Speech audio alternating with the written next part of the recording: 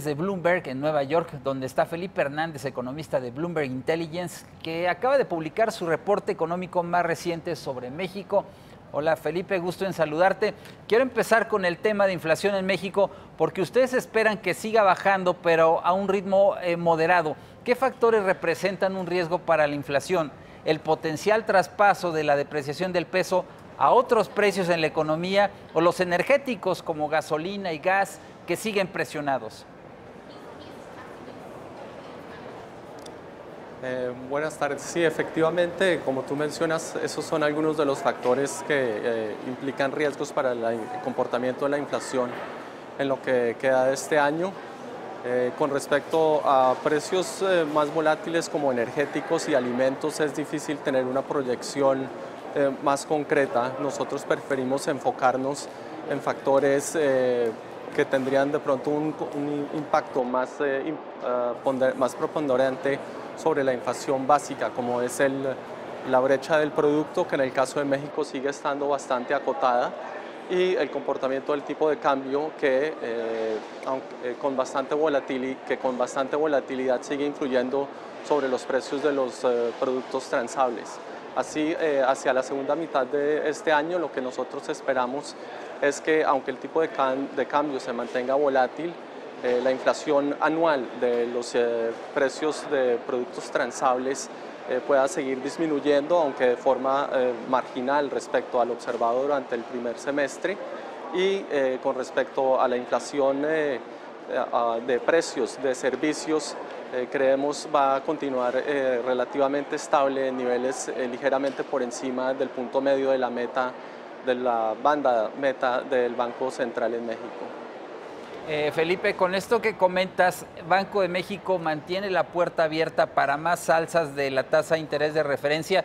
Como dicen algunos analistas, ¿mantiene el dedo en el gatillo sin parpadear respecto a la inflación? Sí, definitivamente los riesgos, como el mismo Banco de México ha explicado en repetidas ocasiones en sus comunicados, sigue siendo para la inflación hacia el alza.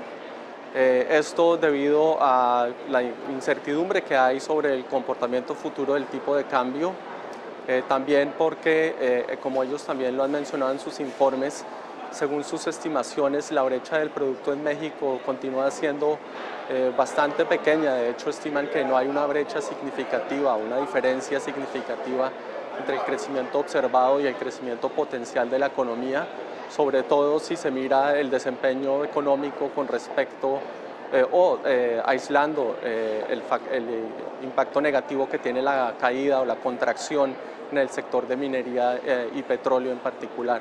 Así que con esos dos factores, la incertidumbre sobre el tipo de cambio y una brecha del producto que continúa siendo bastante pequeña o ligeramente positiva al excluir el sector de minería y petróleo,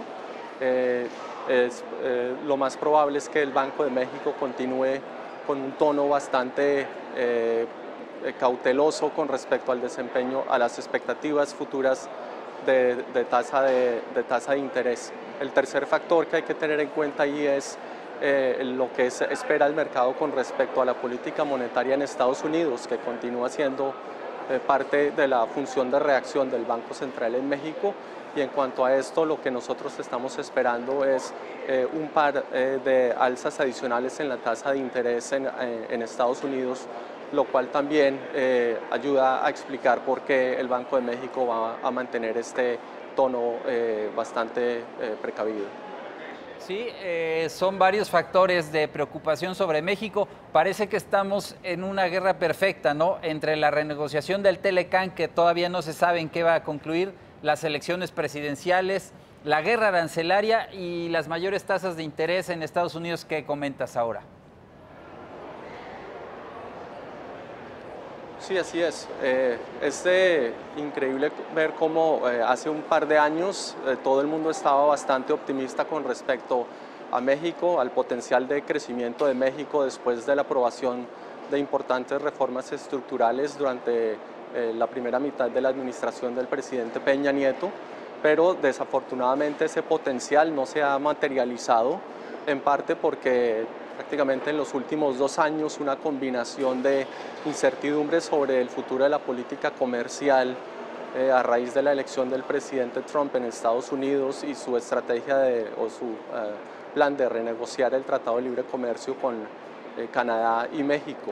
Y más recientemente la incertidumbre atada al futuro de la política económica después de las elecciones en México han sido 2 factores que han básicamente puesto en alto o estancado el crecimiento de la inversión privada, la cual era la que se esperaba debería beneficiar más de estas reformas e impulsar el crecimiento que se esperaba fuera muchísimo más alto de lo que actualmente se está observando.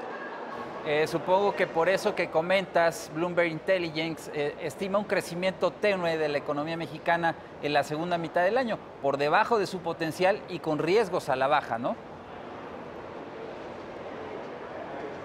Sí, así es. En términos de crecimiento económico para lo que resta de este año, nosotros creemos vamos a observar una tasa en la segunda mitad de este año bastante parecida a la observada en los 6 primeros meses del 2018. Y los factores determinantes detrás de este débil crecimiento son nuevamente el débil desempeño del crecimiento de la inversión privada atado a la incertidumbre sobre el futuro de las relaciones comerciales con Estados Unidos y la incertidumbre que hay también con respecto a la política económica en una próxima administración que debería tomar posesión en diciembre. Con respecto a este punto en particular, nosotros esperaríamos que el candidato que salga elegido en las elecciones este fin de semana tome ventaja del proceso del periodo de transición, que en el caso de México es bastante largo, para tratar de traer un mensaje más conciliatorio y que tranquilice las expectativas del mercado, que reduzca la incertidumbre que hay en el mercado y que ha venido frenando la inversión. Los otros 2 factores que influyen sobre la perspectiva de crecimiento para México en lo que resta de este año, obviamente, es el crecimiento de las exportaciones, las cuales nosotros creemos deben seguir creciendo a un ritmo positivo en la medida en que la economía de los Estados Unidos se espera continúe o mantenga una tasa de crecimiento favorable. Y el tercer factor es el crecimiento de la demanda privada o el consumo privado, el cual hasta ahora se ha venido comportando de forma bastante favorable. Para el segundo semestre nosotros creemos va a continuar siendo un soporte importante para el crecimiento económico y la demanda interna, en línea principalmente con los bajos niveles de desempleo que, como vimos en los datos que fueron publicados el día de hoy más temprano, se continúa a la baja con tasas de crecimiento de empleo bastante favorables.